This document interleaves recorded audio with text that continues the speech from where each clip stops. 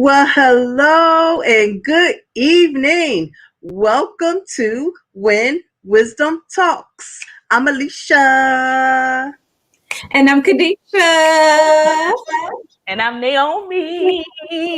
And we are Wisdom on the Wall. Thank you all so much for joining us tonight. And we're continuing our 1 month anniversary celebration. Yes.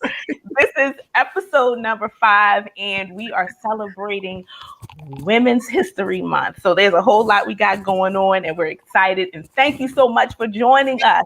And as always, every episode, we like to tell you what our mission is, and it is to empower women to live better and wiser through engaging discussions, fun activities, inspiring special guests, and interviews. And of course, we don't want to forget about our men who definitely support us. So we want to do the very same thing for you as well. So there you have it. Thank you for joining us. Yay. Yay. So Naomi mentioned this is Women's Month. So, we're going to be celebrating the whole month of March. We're going to be bringing in some special guests, some women who are thriving in life and walking in their God-given purpose. So tonight is no different. We have a beautiful soul who's going to share with us her journey and we're going to learn so much. She is so accomplished. I'm so excited. I can't wait. Yes. Of course, it's our mission to always just give you some wisdom, give you some encouragement. So that's what we'll be doing tonight as well. So we're looking forward to a great show. So come on, Alisha, tell us, bring us into the next segment. All righty now. Well, this is our Girl, What's Your Story? But with a twist tonight. Huh? So you're used to us doing our Girl, What's Your Story questions in our box. But we decided to do a little twist tonight, and probably going forward, we got to keep it fresh. And the whole goal with this segment now is to share with you what it is that we're reading. Again, this whole segment is about you learning a little bit more about us and us about you as well. So again, this is going to be participatory, but the whole goal is to learn about us and to see what we're reading, which will give you a different perspective on what's going on with us. So we're excited about that. And I guess, I go. Who wants to go first? Am I going first? I don't know. I guess I could go first. I'm gonna get it out of the way, okay? Because as you all know, I am in school working on my doctoral degree in communication. So my head is buried in school books. And so one of the books that I'm working on is Theories of Human Communication, which is really interesting because we kind of get to see these theories play out, especially now with the pandemic. And so it's interesting to see how people respond in a crisis, and even how media influences how we respond. And so that is what I'm knee deep in right now. As a matter of fact, I'm in the last 2 weeks of class, and we're writing papers and all that good stuff. So Theories of Human Communication is a great read, even though it might sound intense because I'm working on my schooling, but it really is relevant to today, understanding how we relate to one another in crisis. So there you go. Awesome. That does sound interesting. Yeah. One thing I did forget to mention is participate with us. So go ahead, put in the chat what book you're reading, because it may end up on our list of what we want to read as well. So I guess I'll go next then. I am reading, and I consider myself a multitasker in everything, including reading. So I am reading, I don't know how many different books at once, but I want to highlight one of them kind of in honor of Women History Month. And it is one of T.D. Jakes' newest books, When Women Pray. I was going to say When Wisdom Talks, but no, it's actually When Women Pray. And it is a phenomenal read. It actually, he's dealing with the lives and the story of 10 great biblical women.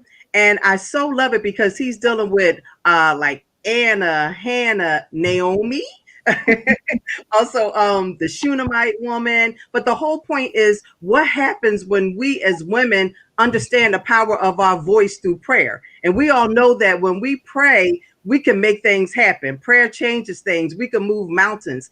And that's the whole goal when we're talking about prayer. And I love how he reflects on that in the book, because I can tell you, as I'm reading it, I'm so engrossed in it, knowing that by the time I'm done, the whole concept of the way we pray, especially as women, is going to be at another level. So it's a a book I would highly recommend you read. Amen.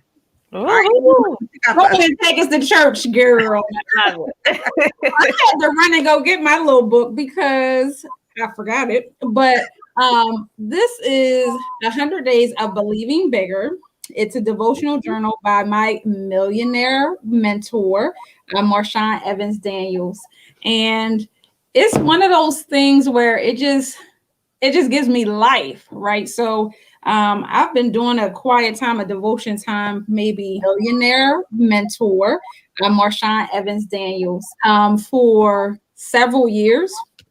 And so sometimes it gets dry, right? Your quiet time with the Lord sometimes gets dry, so you need something new. So this book is basically all about like upgrading your self-talk, upgrading your confidence, providing more clarity, helping you get more clarity on your purpose, your vision, and not taking no for an answer, like not getting in the way at all. Like, get out of your own way, know that you are great, know that God has called you. Like, come on, girl, you got work to do. So this is everything. So it has like scriptures in it, like little tidbits. Let me see if I can look at a devotion. I don't want you to see my notes, but it has awesome title, little snippet, and then a place for you to write, which for me, my prayers to God are sometimes written. So I love being able to kind of speak to the pages, speak to God through writing. So it's a breath of fresh air. I'll say that. So I highly recommend it. I think at this point they may be sold out, so you could totally get it on audio, digital, not audio, digital. The other thing too that I forgot to mention in the beginning is make sure you share our page. So go ahead and share this. It takes about 1 to 2 seconds to make sure you share with a friend. They may forget that we're on. So go ahead and share it. Of course, follow us on Instagram at When Wisdom Talks and on YouTube as well. Awesome. Well, thank you, ladies. And thanks to those of you who may have participated by way of the chat. And as we heard at the beginning of the show, it is the month of March and it is Women's History Month. So Kadesha, let us know what we're in store for right about now. Oh my goodness. So we have a phenomenal, I think I called her a beautiful or blessed soul earlier, but she's beautiful and I haven't even met her. But sometimes you're just drawn to people's spirit. And so by way of Naomi, we have an awesome guest, Miss Kearn Crockett Cherry. Am I saying that right? Yeah. Miss Kearn Crockett Cherry, and she is a speaker. She's a coach. She's an entrepreneur. She's an author, a collaborator. She believes in women working together. Amen. She is also a wife and a mother of 3 successful children. I don't know how she did it, but I'm about to learn tonight. She is the co-founder and director of Success Women's Conference, which has produced over 1,000 attendees, a community activist. She has been featured twice, not once, but twice in the Essence magazine. Once as a comeback queen. She is a phenomenal woman. And if I just showed you her resume, all the awards and recognition that she has received, it is truly an honor and a blessing to be able to have her as our first guest for this month. So go ahead. I know Naomi has, I think, a little video that we're going to play before she comes on, but make sure you give her some love, most certainly in the chat when she comes on. Yes. Yeah.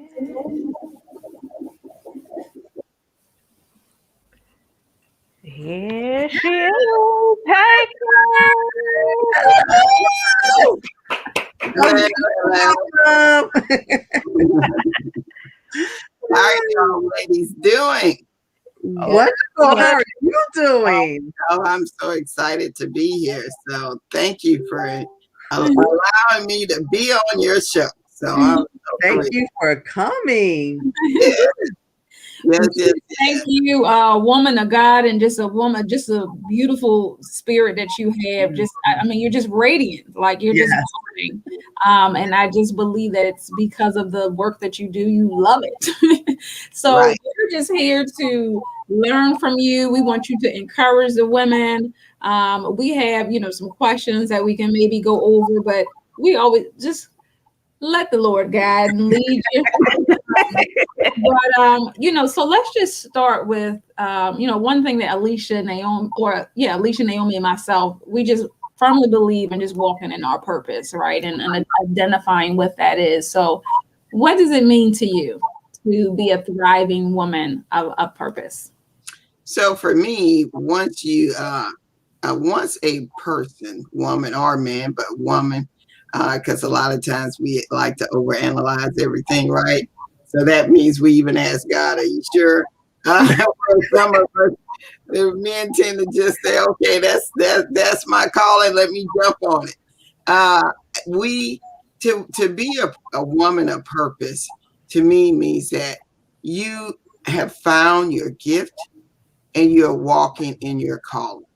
And once you do that, you often hear people say, I would do that for free. And you often talk about when a football player says, they don't have to pay me. I would do this for free if they paid me or not. Just let me get on the field. And so when you find your true purpose, which tends to go back to your gifting, Proverbs 18:16 says, a man gifts makes room for him. And some people have translated that to say, when you walk in your gifts, then the world will make room for you and your gifts, right? That means that you're gonna prosper. You're gonna make money from your gift because it's natural. It's a natural calling to you. So a lot of times we fumble through life or stumble through life trying to figure out what our purpose is. But you need to just take time. Sometimes you're not sure if you work 9 to 5 or whatever 12-hour shifts and you're not feeling like that's your calling. Sit down and ask God, what is it that I have inside of me that I am called to do? And this right now is the perfect time to do this, because guess what? We have more time than we normally have to actually take time and create something of our own. And so I truly believe we have many gifts from birth. It's just a matter of waking those gifts up. So once you wake them up and you start walking in it, it won't even feel like a job.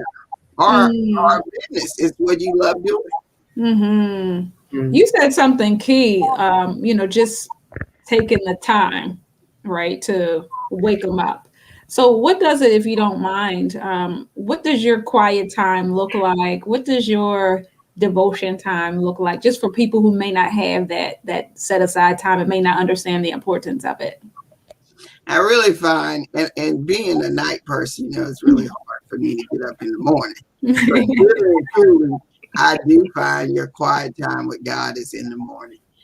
Your mind gets so busy during the daytime, it's hard to focus or shut it down so that you can spend time with Him. So normally for me, it's getting up, finding a scripture for the day, reading over that. Sometimes it's a chapter, and then from there, praying. And for me, I pray for the world and everything, and that He gives me what I need to go out through the day. And so it's, to me, that's critical, really and truly. It's a comforting thing. It normally soothes me for the day, and it gets me to focus my energy. So for those of you who are like me, that's a true multitasker, because I like to do a whole bunch of things. Sometimes that prayer in the morning can really help get you focused. Yes. So you stay on task, you stay on mission to what you have to accomplish for the day. And I say the same thing for people like me, that night people that struggling going to sleep. You struggling that hard, go ahead and pray. You'll find that for whatever reason you seem to go to sleep a lot easier. So that being said, prayer, getting up, spending time. Some of us like to get on the knees. I'm like, sit on the side of the bed, whatever it is. Read your scripture and pray. It's funny when you said that. I kind of laughed when you said, if you can't go to sleep, start praying. For some reason, you end up falling asleep. And I always laugh. I was like, you know what? When the enemy's trying to keep you up, one way you can defeat him with that is to pull out the word and start reading. That's the last thing he wants you to do. All of a sudden, he'll knock you out. You're just like, oh, I was wide awake. Now all of a sudden, you're sleepy. So you hit that one right there. Yep, it's true. It does work. So do that. Yeah. I love it. Oh, I so love it. One of the things you had mentioned, Kadesha kind of hit on that, but in terms of having a lot of time, and we know why, because of the pandemic that's going on right now, but how have you been able to cope during the midst of this time? Oh, so y'all know I've been in business 24 years. So so this is just another pandemic, right? Unfortunately, people are losing their lives, but being here in Biloxi, Mississippi on the coast, we have seen a lot of times where your business takes a major hit, and so we have always been, my husband and I run a home care business, and we've just always made adjustments. And so for me, it became a time, just like I tell people, I created a Level Up Summit and Power Up Summit last year. Now, Power Up Summit was given to me by God. He actually told me in 2019. And so you need to get back to your roots of creating your events that you are in charge of. So they would try to keep me from doing it. I just kept pivoting until we got that conference from live in New Orleans to virtually online. And that being said, I just don't let a lot of things hold me back. You have to make adjustments. In life, there are adjustments. When I was working in the occupational therapy field prior to going in full with our home care business, the nation got hit with pink slips, literally. Everybody in our occupation was laid off, including occupational therapy, physical therapy, and speech therapy. And so, yeah, we could have gave up then, but no, you had to pivot. You had to make that adjustment. You had to ask. We just asked God then. Hey, my husband and I looked at ourselves and were like, okay, what are we gonna do? And so we came back to this business, this home care business. That, guess what? God had already put it in front of us a year and a half before. We were just stubborn. Wow. We were like, you want me to work for 10 an hour? Yeah, I'm making 3 times more than that right now, Lord. No, that's not my calling. Well, hey, sometimes your calling is sitting right in front of you and you're in denial. And you find out that from an entrepreneur side of things, now where I'm sitting, I realize is that it wasn't about working and how much you were making an hour. It was about being able to deliver a service and bring people that needed the service. And when you do what God has called you to do, He's going to multiply your money way more than you were making then. And so I told somebody, I listen to people all the time say, well, I'm trying to get to 6 figures. And it dawned on me one day, I'm like, 6 figures? Okay. Yes, been doing that a long time, right? It's something that you just kind of get used to. But I have realized that when you listen to Him, you got to really pay attention. Is that Him telling you what to do? He also told me in 2019 that I was going to be doing book projects. So He sent somebody to me, a project manager, to push me in that direction. And I was telling her, no, that's definitely not what I was called to do. I don't care to write. What? I write when I have to write, not when you want me to literally go into writing books and get other people? No, that's not my calling. And she kept at me. She said, Kearn, trust me, you can do this. And I'm like, yeah, I don't think so. It took her about 3 months or so. But by December, I was like, okay, let's try. And then God just opened up the door. He was like, that's what I told you to do. Right. And so, and it made me realize that it wasn't for me anyway. Mm-hmm. You know, he wanted me to get other people to share stories. The one thing that I'm really good at is helping people become visible and to get their stories out on different platforms, show them how to get there so that you can stop hiding. Because for whatever reason, as Christians, we've been told, you know, being humble is being hidden in the background. So nobody really knows what you're doing.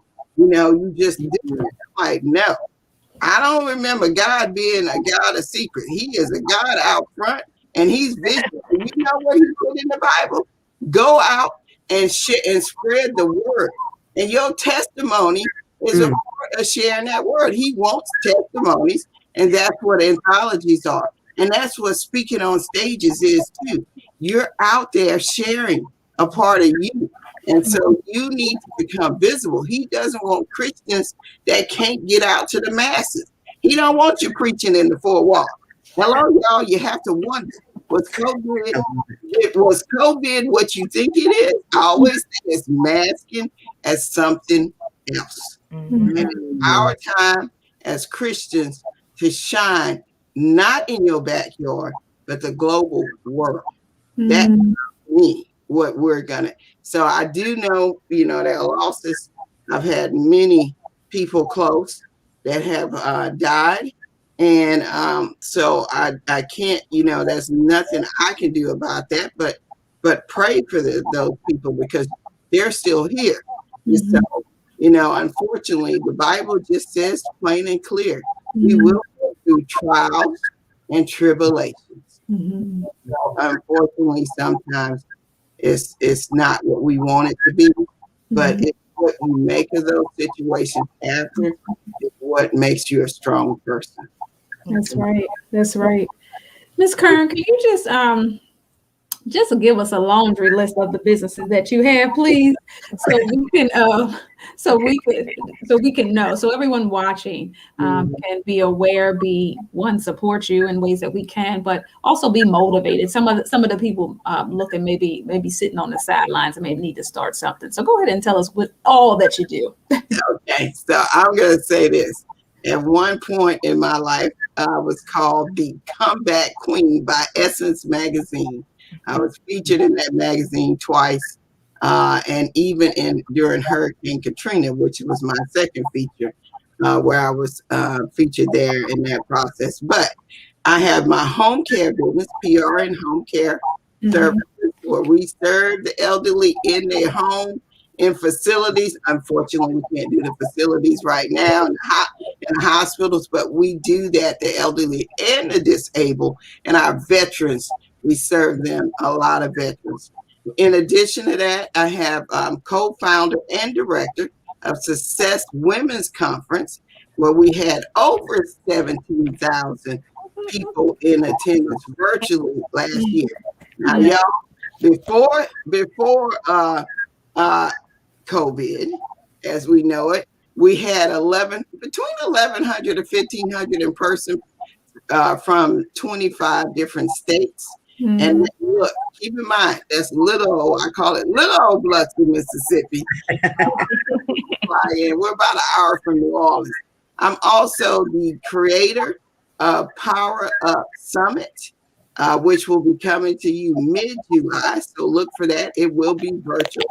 And then Level Up Summit, which is also a virtual summit, which is April the 16th through the 18th. I am currently looking for speakers, sponsors, vendors, and you're going to see my brand ambassadors come to work here shortly. In addition to that, I also have K Connection. K Connections for me is about the visibility side and creating the stages. My book projects are there as well, my coaching and things like that, because I do teach people how to have profitable events. And I say profitable because people think, oh, I had an event at a conference and it was, it was bamming. Yeah, I've had plenty of those too. I've been doing it for almost 20 years. But guess what? If you having those big parties, where everybody leaves full, they're excited, they learn, they share. And then you were like, oh my goodness, people gained so much, including my speakers and coaches. But your pockets on the other side said, where's the money? We want to eliminate that. You can't have more events if you're having constant big parties. If y'all women are like me and you got husbands out here like, hey, look, I didn't say let's go into this so you can have a bunch of big parties where everything comes, but the money's coming out the house. We can do without that. So if you want to prosper with your event, then contact me, because there's so many things you can do to make sure that you're not just having a big party, that you are successful, and that you can have another event and not think about it the following year. Or some people are doing 2 or 3. Let's just face it. Many people are doing several events. That is the one thing I can say. Virtually, you can go globally. You can have a lot of people, and that being said, you can also make money. I think a really good follow-on question, Kearn, especially based on what you were just saying. How did you get the nickname "Butts in the Seats Queen"? I think that's the question all of us want to know. So we're on the edge of our seats for this one. Okay. Well, so first of all, one of my friends actually called me that. My daughter's like, "What?" I was like, you know what? That really is what I do. I create events, and from promoting and increasing the visibility of the events and being a part of speaking in other events, I help people get butts in the seat. That is a big part of what I do. When I'm doing conferences, it's the speakers, the attendees, that's on the front end, making sure everybody's happy. But then I want to make sure that I'm getting enough attendees to the event. That's the other thing I tell people. What's the point in spending all this time and you got 20 or 30 people at your event? You know, if you plan that, that's different. That must be a retreat. So I can understand that if you're doing it for that reason.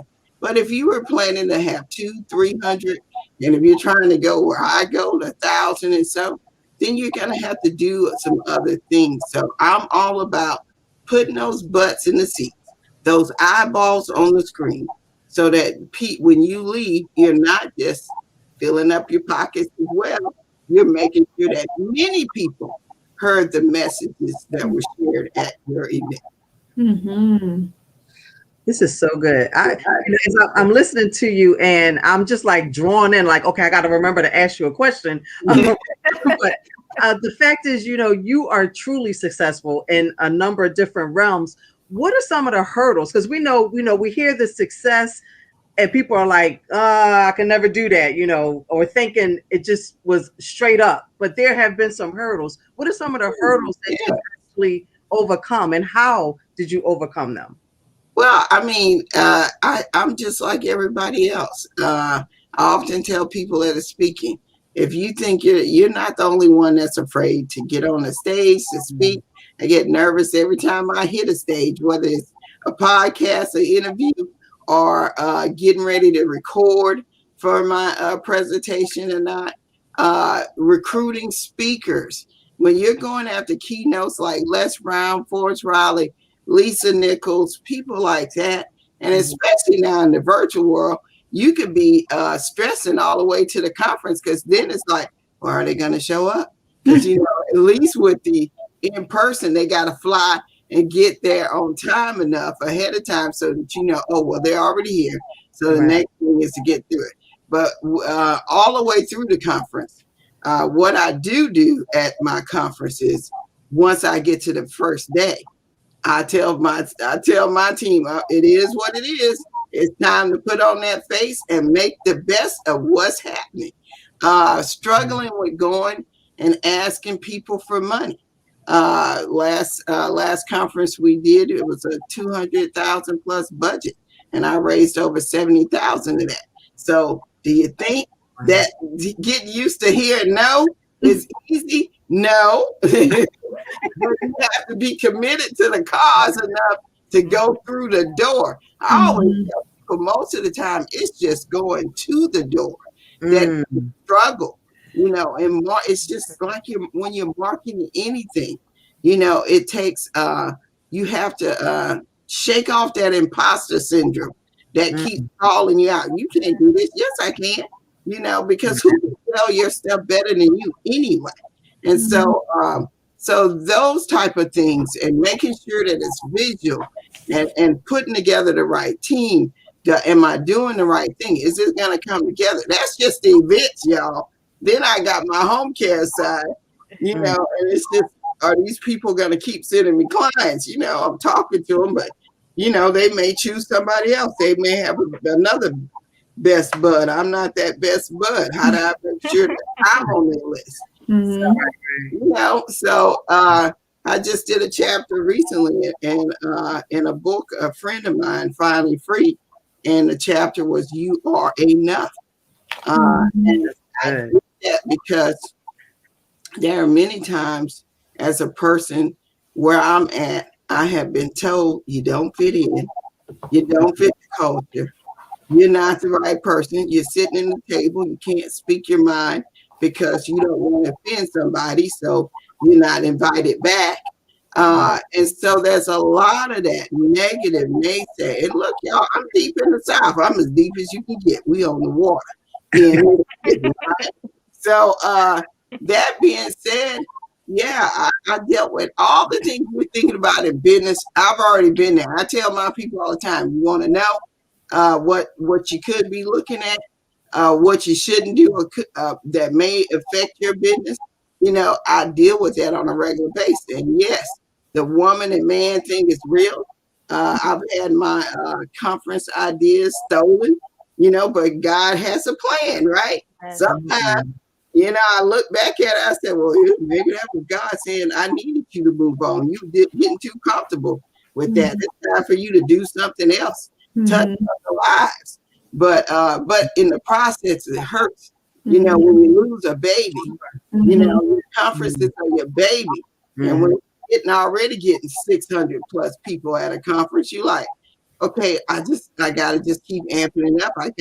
Is this the right thing that I'm doing? Y'all, when it rains in person, I don't know about y'all, in person event and it rains, it's kind of scary. You know, people don't like to come out in the rain. No. Come out in the rain. You know, so yes, all those feelings you're thinking about, we have. Can I afford to pay this? When we book Lisa Nichols, now look, I'm gonna just tell y'all from a person who books conferences, I highly advise that you don't spend money you don't have. But if it wasn't for God, because my partner went in whole hog, her and the team, we had booked Lisa Nichols, and so, but you know, God told me the same day that I left that meeting that it was going to be okay. And then he sent me to, I mean, there were people that we had asked before, and they'd say no, like it was nothing. They didn't even know Lisa Nichols, but when I picked up the phone this time, it was like, yes. You know, when I walked in and asked one of our largest sponsors, you know, hey, can you give us this much? And she was like, is that all? And I was thinking, yeah. I should ask for more. Right. Yeah. That's why I say step up and ask. Ask for what you want. You know, closed mouths don't get fed. They don't get fed. So you must ask for what you want. You must go to the door, knock on that door. So yeah, and so yeah, I face a lot of things all the time. So after you've overcome those hurdles, on the other side, for many of us, is success. So I would ask you, up to this point, what has been one or a few of your greatest accomplishments? Well, I have to say, well, you know, of course, Success Women's Conference. That's kind of hard to top with 17,000 last year. And I mean, we booked so many speakers, and I kind of get a joy out of contacting some of my speakers that I know are just powerful in their delivery. No matter how many times they hit the stage, they're going to drop it again, right? So I do love success and how God has used us, because y'all, you know, can you imagine being in a building? And this was the year Cheryl Wood came, and then the women just revealed themselves. And I looked at my partner, I said, did you know we had this many Christian women in the building? I said, I didn't know. And Cheryl was not preaching, y'all. She was not preaching. But there was a power that came in that room. We all know it was God. Yeah. And they just started talking. I was like, some of y'all kind of acting a little crazy, but hey, you know, if it's crazy good, we all for it, right? And so when she came, there was just an awakening for the women here. And then when Lisa Nichols came, the power was even greater. Yeah. He uses people, you know, he really does, to bring about an awakening of people. And so I love success. The book anthologies have just been at another level for me as well. Being able to get people visible, and to watch the women from Trailblazers who lead one. These women have gone out. They have their own anthologies now. They have their own podcasts. There's stages. I'm talking about women. I was like, all we have is 3 people. I've never even met some of these women until that anthology. And so, and some of them were very, very quiet people. But they're not quiet no more. I don't know what's going on, but they have just taken it to another level. So that was one. And one of my accomplishments that I set on for 5 years, and this is how God works. My TV show, Unwrinkled Heart Caregivers Journey, I had worked on that with my producer 5 years earlier in 2009. And she told me when she left, she said, and that's my good friend, Elaine Stevens, she said, don't give up on your dream. And I said, I won't. She said, well, I'm going to keep looking, because she had been in the industry for over 50 years. Wow. And so when she reached back 5 years later, she said, you still want to do your TV show? And I was like, absolutely. And so that being said, you know, when you accomplish something that you dreamed of doing, and to be able to walk in that, to not give up, to knock, when you knocked on that door and it didn't open. I mean, I had bought furniture for this TV show. I mean, I had spent some money on that TV show, and to literally just let things rot or throw it away, it was a little hard to do it. For her, it was bittersweet, because there was some other things lost in it as well. But God, he had a plan, and he brought that to fruition years later. But we had to be patient, diligent, and yes, there have been many times I wanted to take vengeance. But, you know, vengeance is the Lord. That's all I'm going to say. When you've been in business as long as I have to literally bite my tongue. I'm like, no, I'm not going to run over that person. No, Lord. I'm not. So that's real, though. Come on, you said real talk. That's real. He didn't just steal my stuff. No, he just, it's not personal. It's just business. No, it's personal when you steal my whole conference. Yeah. You know, well, God has a plan. Yeah. He has a plan. And he showed me his plan, as most of those people at that company got laid off, 19 at the same time. And at that point, Success, which started off the first year with 540 people, 540 people plus showed up to the first conference that we did in 6 months time frame, you know. And so that being said, that tells you that God had something else for me. Had I vengeance in my hand, okay? Because you know I was thinking about it. I really was thinking about it. But I know the consequences because one of the things you'll see on my Facebook, in the beginning when Facebook started, what's your favorite scripture? You reap what you say. Well, not your favorite. What's your favorite phrase? And I always say, you reap what you sow, because I believe that.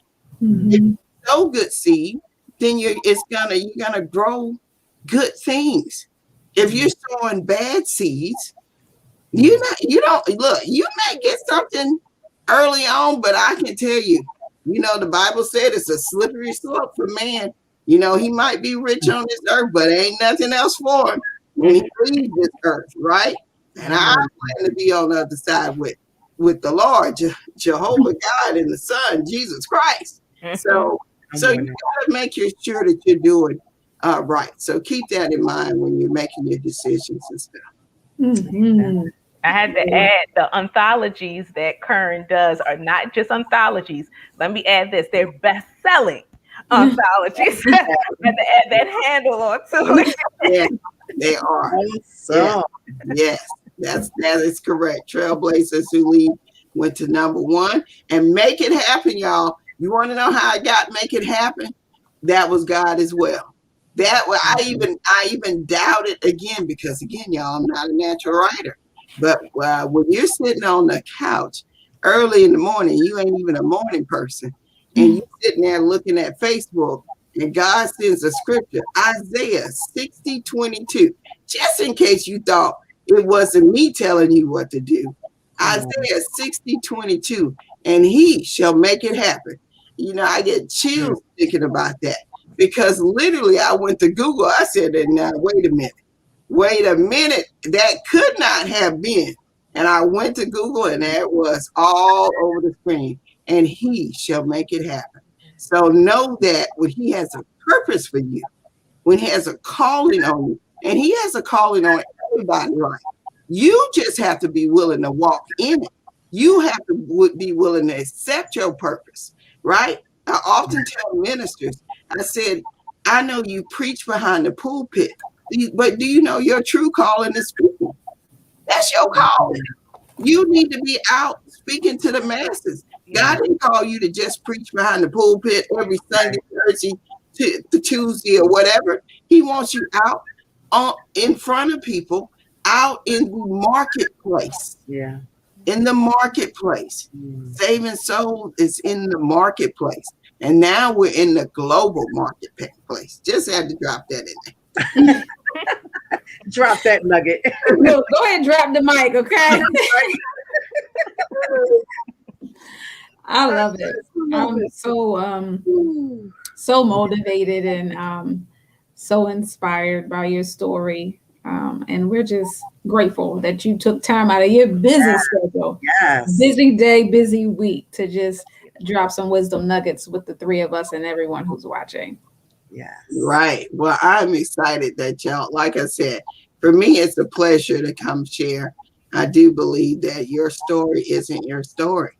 And so it's important that you get out. Some of us are called to be behind the pulpit, and some of us are called to go out into the marketplace and share in many, many different platforms on a regular basis. And so I do believe that that's part of my calling to do that as well. So I'm always happy to show up and to share.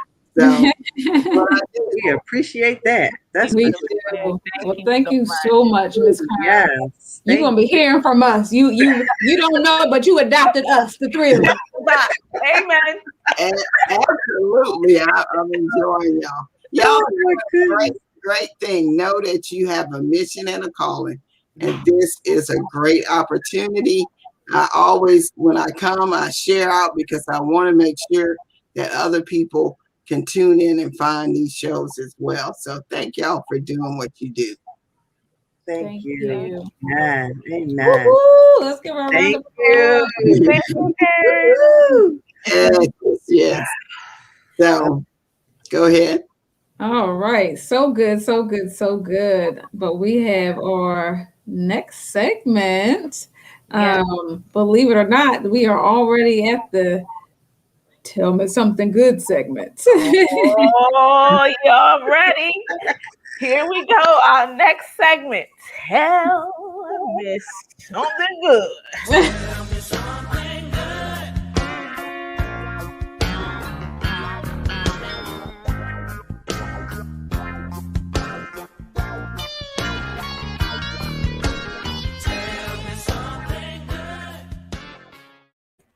That's right. Every week we come with a new story of inspiration, something we saw on the news, something we saw on social media, whatever it is, we want to share those stories with you. So let's get it started, ladies. Woohoo! Well, I'm so excited. Look, you're gonna have us start singing all kinds of songs at this point now, right? We're just a regular jukebox tonight. Oh man. Well, I'll kind of jump in because Kearn said a lot of great stuff, and it's interesting how it goes along with my Tell Me Something Good story, because when we talk about entrepreneurship, we know that the goal is to find a need and then fill it, right? So these, and you'll love this story, Naomi, because it's in your backwoods to Baltimore. Born and raised African-American sisters. They actually started their own toilet paper manufacturing company. Wow. Which is so awesome. And I love their story because they're one is named Nandaji and the other one is Louise. And what they did was they actually make toilet paper from 100% bamboo. And they point out the fact that it's more eco-friendly compared to the tree-based toilet paper that we normally use. And yes, we are talking about toilet paper, but but the whole point being is, again, what Kearn was saying, like, you got to find your purpose, find that thing that motivates you. And this was the thing for them, because they were saying, like, just how it's better for the ecosystem, but also for us as people. And so the interesting thing about their story, which is why it kind of came up, is that they started it in the midst of the pandemic. And if we remember back to the start of the pandemic, toilet paper was one of the things that was flying off of the shelves. So again, going back to a good entrepreneur, you're going to find a need and fill it. So the thing that was kind of funny about their story, well, actually, before I get to that part, they were interviewed along with the manager of a hotel in Baltimore. Is a local hotel called Hotel Revival. I'm not sure if you're familiar with that, Naomi, being in Baltimore, but they were interviewing him, and he just came on as, for lack of a better word, a client of theirs, and that he actually stocks their restrooms with their toilet paper. And he was just talking about how the customers love it. He said so much to the point where the extra one that they put on the commode, people are leaving with 1 and 2 of those. So they're obviously going in other stalls taking them. But this is the thing that is kind of funny, because again, this is about being passionate about what you do and allowing your authentic self come through. So the name of the toilet paper is 2 words. I'm gonna spell the first one is LOR, and the second word is tush. Now, phonetically, you would think is lore tush, but they said you have to say it with a Baltimorean, if that's the word, accent, and is lore tush for Lord. That's it. Like, okay. I was like, Naomi would get this one. Yes. So it's Lil Tush, and I went to their website, which is LORTUSH.com, Lil Tush. And again, this is about being your authentic self. And their tagline is "Wipe on, player, wipe on." And I'm like, this story is just the cutest story. But what was so cool about it is they weren't initially, I won't say they weren't in it for the money, but their first 1,000 rolls, they donated to people who were immunocompromised and were financially in need. So again, like going back to what Kearn was saying, God is going to bless what it is that you're doing that he's telling you to do. And so who would think that these 2 African Americans would come up with this toilet paper? But it's a success. You have to go to their website, because there's they obviously are busy with clients, and their little thing says that basically give us some courtesy right now because we're kind of inundated. They said it, Lord, your little homies, LOR homies, are hard at work.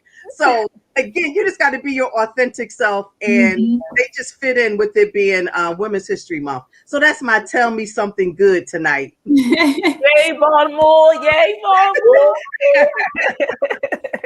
Look, I'm gonna have to check out the Little touch. Yes. Right We on, use a lot of Kadesha, toilet right paper. on. Love it. We use a lot of toilet paper in this house, honey. Listen. Look, I know you use a lot, Oh, but yes. my little tell me something good is silly and crazy, but I'm an 80s baby and I've always been in love with Coming to America. So I'm super excited. Well, you know, the first one came out like in 88. So they are doing the sequel. So I'm looking forward to that. It's actually going to hit, you know, with the pandemic, a lot of movies had to, like Kearn said, adjust. And so they were originally supposed to be with Paramount Pictures, but good old Amazon bought them out. And so it's going to be featuring on Amazon tomorrow. And so it's Coming to America 2. And actually, I guess they've already been in talks about possibly having a third one. But it's one of those things you can grab your kids, your significant other, pull up a blanket with yourself, get some popcorn, and just have a good laugh. You know, I've been really just trying to find ways to laugh intentionally myself, but just encourage other people to laugh too. It's, you know, it's just a lot, like Kearn was talking about. We've all experienced a lot during this pandemic, and not sure when it's going to be over. But if you can find times to laugh, find a good movie, a good show. So yes, I am looking forward to Coming to America 2 that hits Amazon Prime tomorrow. Awesome. I am too. Actually, that's part of the birthday celebration for Titus. We're going to watch it tomorrow night. So I can't wait. Yay. Okay. Oh, listen. Happy birthday, husband. It's going to be so much fun. So I'm excited. I'm going to go through mine kind of quickly, but this, y'all know I love all things social media. So of course, you know, my Tell Me Something Good came from a post that I saw. And what's incredible about it is it's a continuation of this whole theme of acts of kindness. So there was this unidentified young Black man, and I have to put emphasis on that because on the news, sometimes you're always seeing the negative about our young men. But this was an unidentified young Black man who traveled over 20 miles to return a wallet he found at Walmart. Yes, I love And it. so the entire incident was captured on the woman's doorbell camera. He went to the house, he rang the doorbell, she wasn't there, and then he left a brief message. And the woman was identified as Deborah Crosby, who lost her wallet and realized when she got up to the checkout that she didn't have it. But the good thing is she had some cash, so that was a blessing for her. Yes. But the woman was actually driving back home at the time the young man showed up. But however, he left the wallet right there on the porch for her to find. And so now she is calling him her guardian angel. How sweet is that? Yay, I love it. Let us know that there are still some wonderful, beautiful people in Yes. the world. And I'm so So excited about that. So, and he was a young Black man. So y'all have to know our young Black men are thriving out here. Come on now. Don't believe everything you see on the media. Our young men are wonderful and they're kind, Stereotype. and gentlemen. Yes, indeed. So Mhm. that's my Tell Me Something Good. Woo-hoo. I guess we have a little bit of time. I do want to share with you, this is Women's History Month, so I want to share with you the person that I chose, okay? So y'all also know that I love all things media, and so it's just so happened that I found this wonderful woman who a lot of people give a lot of credit to, Kathy Hughes, who has done some amazing things in the media industry, which we all know. But there is another woman, and I'm going to put her picture up so you can see her. And I looked at it and it says WEBB makes Baltimore sound good. So you know I was excited when I saw that, right? Well, her name is Dorothy Edwards Bronson, and she is a notable African-American broadcaster who between 1973 and 1979, she was the executive producer for Inner City Broadcasting. But she didn't just leave it there. After leaving the broadcasting company, Bronson was the first African-American female to own a radio station. Okay. You know, I was excited when I saw that. And she purchased it from another entertainer. But not only that, she went on to purchase her own television foundation. So Wow. she really is one of the pioneers in media that really has gone unnoticed, but I think she's worth mentioning because a lot of us wouldn't be able to do what we're doing right now, like this online show and things like that, if she had not paved the way. So there you have it, Women's History Month. That is awesome. Baltimore was in the house all tonight, and these little show parts. All the way through. I love it. Well, it's amazing each week how quickly we get to this point where we're basically at the end of the show. Hopefully you've enjoyed it thus far, but we can't leave without dropping a few wisdom nuggets in our wisdom corner. We're going to give you something on love and on wisdom and on wealth. And I'm going to kick us off with our wealth nugget, which basically involves the connection between health and wealth. And I've heard it said that health is like money, where we never have an idea of its true value until we lose it, unfortunately. Therefore, my advice to each one of us, myself included, is to not forget our health and our pursuit of our wealth. Again, don't forget your health and your pursuit of your wealth. And as always, we have a confession to say at least 3 times a day over this next week. And it is, my health is my wealth, and I invest in it every day. My health is my wealth, and I invest in it every day. Your health is your wealth. All righty. To you, Naomi. All right. Well, today's love nugget is love. You deserve it. Love, you deserve it. And so I'm going to rely on my notes a little bit because I do have a couple of points that I want to share with you. But one thing I do know is that trauma is a tricky thing. When you've been hurt in relationships, it can leave you feeling lonely, rejected, abandoned, defeated, and confused about who you really are. But don't give in to the lies. You are worth every ounce of love that you can be given. So I want you to recite these few things or take note of them if you can. Note to self: I deserve love. I deserve self-care. I deserve respect. I deserve honesty. I deserve the best. I deserve to be noticed, like Kearn said. Yeah. I deserve to get better. I did not deserve to be treated like that. And I didn't deserve to be hurt, even by myself. So make sure that you keep those things in mind, that love, you deserve it. Amen. I love that. Yes. Yes. Well, Kearn gave us so many good wisdom nuggets. I'm just going to use one of the things she mentioned as well. And it my wisdom nugget is going to be stop hiding. And I love, this is one of my favorite scriptures, Matthew 5:14. You are the light of the world. A city set on a hill cannot be hidden, nor do people light a lamp and put it under a basket, but on a stand, and it gives light to all in the house. In the same way, let your light shine before others, so that they may see your good works and give glory to your Father who is in heaven. Amen. So as Kearn reminded us earlier, we don't need to hide. We need to be in front. We don't need to shrink back. God has given each and every one of us a light. So let that light shine. Amen. Awesome. Well, ladies, and if we have any gents, that's it. It's a wrap. We enjoyed this show. We hope that you enjoyed the episode too. Same time, same day next week, Thursday at 8:00. Make sure you tell a friend.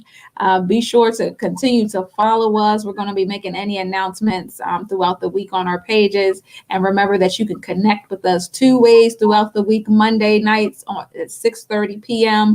for a pop-up prayer call, and Wednesday mornings, 6 a.m. our empowerment prayer call. And if someone can go ahead and type that number for us in the chat, it's 712-432-0075. That code is 187975. We are excited to continue to encourage you through When Wisdom Talks, and we are so appreciative that you took the time to sit and chat with us this evening. So stay safe, stay blessed, and most importantly, stay in faith. Have a good night. Good night. Bye.